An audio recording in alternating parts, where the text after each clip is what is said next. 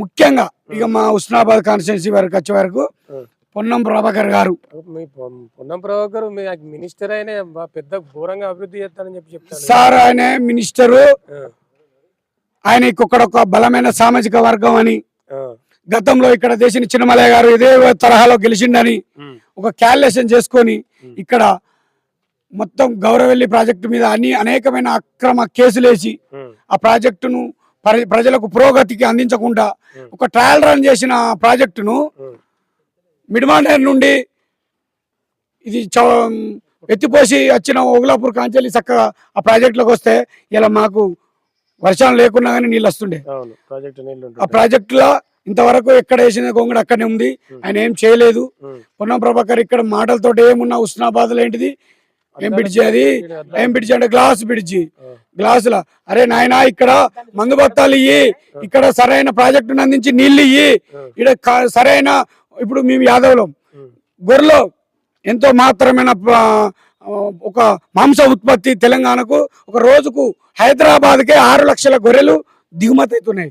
ఇక్కడ నువ్వు ఒక పశుపోషణ కింద ఒక బర్రెలని ఒక ఆవులని పాడి పరిశ్రమను ఉత్పత్తి చేయంటే గ్లాసుల బ్రిడ్జి కడతా, నేను మన మినీ ట్యాంక్ బండ్ చేస్తా.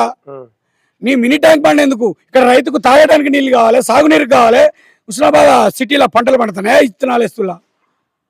ఇంత దురదృష్టమైన ఇది మాది చాలా చైతన్యవంతమైన ప్రాంతం ఉస్నాబాద్ పాత ఇందుర్తి. ఇంత దుర్మార్గమైన పరిపాలనను ఈ ప్రాంత ప్రజలు చూడలేదు. అంటే వాస్తవానికి ఇప్పుడు ఏమంటాడంటే రేవంత్ రెడ్డి మాదే పేదల ప్రభుత్వం, ఇది ప్రజాపాలన అని చెప్పి రేవంత్ రెడ్డి చెప్తా ఉన్నాడు. నిజంగా కేసీఆర్ 10 ఏళ్ళు పరిపాలించిండు, ఇప్పుడు రేవంత్ రెడ్డి 3 ఏళ్ళు అవుతా ఉంది. ఎట్లా చూసుకోవచ్చు తేడా? సార్ రేవంత్ రెడ్డిది హైదరాబాద్ కు పరిమితమైన హైడ్రా ప్రభుత్వం అది, అంతే. ఈ రైతు గురించి ఆలోచించి పేదోళ్ళు ఇలగొట్టుడు, మల్లారెడ్డి పెద్ద పెద్ద కార్పొరేట్ సంస్థల మీద కమిషన్లు, పెద్ద పెద్ద ఏంటి వెంచర్ల మీద హైడ్రా అని తీసి పేదోళ్ళు ఇప్పుడు ఆల్రెడీ ప్రభుత్వం ఏమిచ్చింది, ఎవరైతే ఒక 5 సంవత్సరాలు నివసించారో వారికి ఇళ్ల పట్టాలు ఇచ్చింది. మిమ్మల్ని హైకోర్టు కూడా ఇప్పుడు మొట్టికాయలు ఒక హైడ్రా కమిషనర్కే కాదు పాలకుడికి కూడా వేసినట్టే లెక్క. ముఖ్యమంత్రి గారికి కూడా హైడ్రా మీద మొట్టికాయ వేసిర్రు.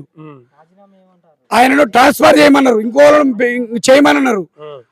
హైకోర్టు వేసినా కానీ వీళ్ళకు బుద్ధి రావట్లేదు.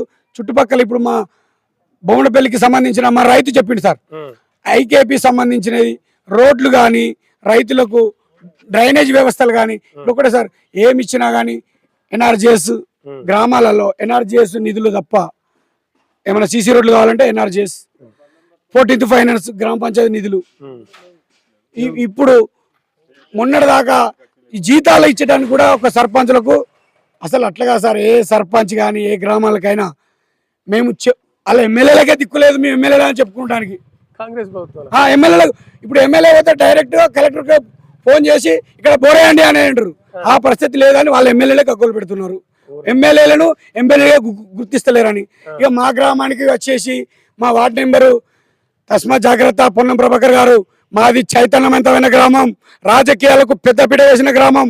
ఆనాడు మా అయ్యల నాడే 4 సార్లు దేశం చిన్నమలే ఇక్కడ ఎమ్మెల్యే. తస్మాత్ జాగ్రత్త. మా వార్డు సభ్యుడిని నువ్వు ఎలా అయితే బెదిరించినావో నిన్ను ఈ రోజు నుండి కాదు, మేము నిన్న మొన్నటిగా కూకున్నాం. ప్రతి గ్రామంలో ప్రతి వార్డు సభ్యుల ఆధ్వర్యంలో నీ ఓటమికి సమాధి కడతాం ఉస్నాబాద్ నియోజకవర్గంలో. తస్మాత్ జాగ్రత్త. మీరు అభివృద్ధి చేసినామని గ్రామ స్థాయి గల్లీ లీడర్లతోటి మీటింగ్లు పెట్టి ప్రెస్ మీట్లు పెడితే బట్టలు కూడా తీసి కొడతాం. జాగ్రత్త. ప్రజలు చాలా కసి మీద ఉన్నారు. మేము మా రైతుల బాధలు ఆయన చెప్పే ప్రయత్నం చేసిండు. నువ్వు కూడా డైరెక్ట్ ఎక్కడ వార్డు నెంబర్ గెలవలేదు. ఏదో రాజశేఖర రెడ్డి పుణ్యాన నువ్వు ఎంఎస్ సత్యనారాయణ మీద పోటీగా నిలబడి మార్కెట్ చైర్మన్ ఓడిపోతా మార్కెట్ చైర్మన్ ఇచ్చిండు నీకు. ఏదో నువ్వు ఎంఎస్ఆర్ మీద ఆయన భిక్షణ మార్కెట్ చైర్మన్ అయినావు, ఎన్ఎస్ఏ ప్రెసిడెంట్ అయినావు. సరేలేదు, నీ రాత బాగుంది. కానీ మేము కూడా అదే సామాజిక వర్గమైన బడుగు బలహీన బీసీ వర్గాల ప్రతినిధులు. నేను యొక్క మాజీ ఎంపీటీసీగా మాట్లాడతానంటే ఇక్కడ భారత రాజ్యాంగం ఇచ్చినటువంటి బిఆర్ అంబేద్కర్ హక్కుతోటి మా సభ్యుడు కూడా అదే హక్కుతోటి మిమ్మల్ని ప్రశ్నించిండు. ఎందుకు ఇచ్చిళ్ళు మీరు పెన్షన్? లీడర్ అవుతామంటావా? లీడర్ నువ్వు ఎట్లా మళ్ళా అసెంబ్లీలో అడుగు పెడతావో మా గొంతుల ప్రాబ్లం ఉన్నది ఛాలెంజ్ చేస్తున్నాను. ఇక్కడ మా బొమ్మపల్లి గడ్డపేట నువ్వు దేశం మళ్ళీ పేరు చెప్పుకొని నేను దేశం మళ్ళీ వారసునిగా అని చెప్పుకొని నువ్వు ఈ హుస్నాబాద్లో నువ్వు ముందుకెక్కినావు. ఇదే హుస్నాబాద్ గడ్డ నిజవర్గ ప్రజల నుండి మేము మా యాదవ సామాజిక వర్గం నుండి నేను ఒక ఉమ్మడి జిల్లా డైరెక్టర్ను ఛాలెంజ్ గా మాట్లాడుతున్నా. మా యాదవులం మున్నూరు కాపు బిడ్డలం ముదిరాజు బిడ్డలం నువ్వు అసెంబ్లీలో ఎట్లా అడుగు పెడతావో ఛాలెంజ్ చేసి చెప్పాం మేము.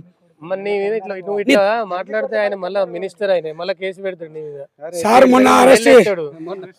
సార్ మా పాత ఇందుర్తికి కేసులు కొత్తవి కాదు, ఇప్పుడున్న హుస్నాబాద్ నియోజకవర్గానికి కేసులు కొత్తవి కాదు, తెలంగాణ ఉద్యమంలో మాకు కేసులు కొత్త కాదు.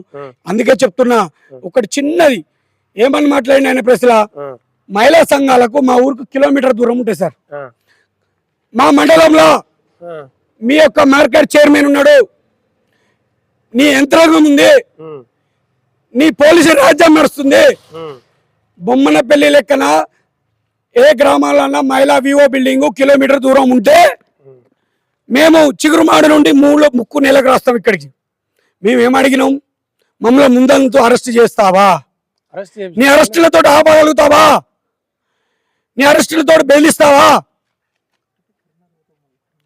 మేము ఎంత మీరు కూడా 10 సంవత్సరాలు ప్రతిపక్షంలో ఉన్నారు, మేము అట్లా అంత దుర్మార్గంగా వ్యవహరించలేదు.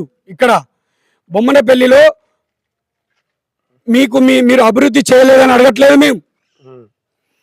మీరు ఇక్కడ అభివృద్ధిలో ముఖ్యంగా ఇండ్లు ఇవ్వలే అని ఆరోపణలు చేయలేదు మా ప్రజాప్రతినిధి. మాకున్న సమస్యలు మీరు గౌరవ మంత్రిగా మా సమస్యలను మీ దగ్గరికి వచ్చినాం. మా రైతుల పట్ల ఐకేపీ గురించి హైదరాబాద్ వచ్చినాం, కరీంనగర్ వచ్చినాం, చిగురుమాడుకి వచ్చినాం, ఆర్టీఓ గారు వచ్చిండు. రైతులు పోలీసు వాళ్ళు ఏమంటారు, ధాన్యం ఆరబోస్తే దారుల మీద కేసులు పెడతామంటారు. యాక్సిడెంట్లు అయ్యి రహదారుల పొంటి వెళ్ళేటోళ్ళు అడ్డం పెడుతున్నారు, యాక్సిడెంట్లు అవుతున్నాయి. అంటే మీ ఉద్దేశం ఏంటిది? సమయానికి ఎరువులు ఇయ్యరు, రైతుకు ఆరబోస్తానికి కళ్ళం మంజూరు చేయరు, ధాన్యం కొనుగోలులో ఏ గ్రేడ్లో పండించిన ధాన్యాన్ని ఏ గ్రేడ్ ధర అయ్యరు. మీ దగ్గర మీరు ఒక క్యాబినెట్ లో నంబర్ 2 మంత్రిగా ఉండి మీరు ప్రజలకు నీ కాన్స్టిట్యున్సీ ప్రజలకు 35 ఇళ్ళని కాదు నంబర్ 2 అని చెప్పుకునేటోళ్ళు 7,000 ఇళ్ళు తెచ్చుకోవాలి. మీరు 7,000 ఇళ్ళు ఈ హుస్నాబాద్ కాన్స్టిట్యున్సీకి తెచ్చి మాట్లాడితే అప్పుడు మీరు అభివృద్ధి చేస్తారనుకుంటున్నాను.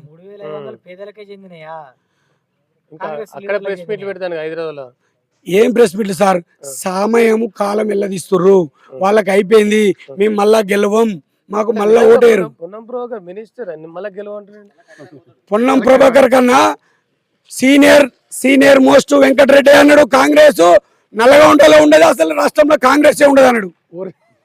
పొన్నం ప్రభాకర్ ఎవరండి? పొన్నం ప్రభాకర్ రమ్మని ఇప్పుడు మళ్ళొకసారి పోటీ చేయని పొన్నం ప్రభాకర్ గారు కాదు, కాంగ్రెస్ పార్టీ మీద ఎవరు నిలబడ్డా మిమ్మల్ని పొట్టు పొరకపోడి తుమ్మలు తంగెళ్ళు పట్టుకొని వెళ్ళిపోవడే, మీ సద్ది ముల్లలు కట్టుకొని మీరు వెళ్ళిపోవడే, మళ్ళా కరీంనగర్లే. ఇంకొకటి లాస్ట్ చివరగా సార్, మీరు మహిళల పట్ల ఏదైతే సాదరికత కోసం అన్ని చేస్తున్నారో, మహిళల భద్రత కావాలనుకుంటారో, మహిళలకు ఏ అవసరాలు తెలియజేసుకోవాలనో వాటిని చూసి మీ అభివృద్ధి కూడా ఇక్కడ ఏ పార్టీ వారైనా అభివృద్ధి ఎంత ముఖ్యమో ఇక్కడ ప్రజలతోటి మమేకమై ప్రజాప్రతినిధులతోటి అధికారులతోటి మమేకమైనప్పుడే మీరు చెప్పే అభివృద్ధి సాధ్యపడుతుంది.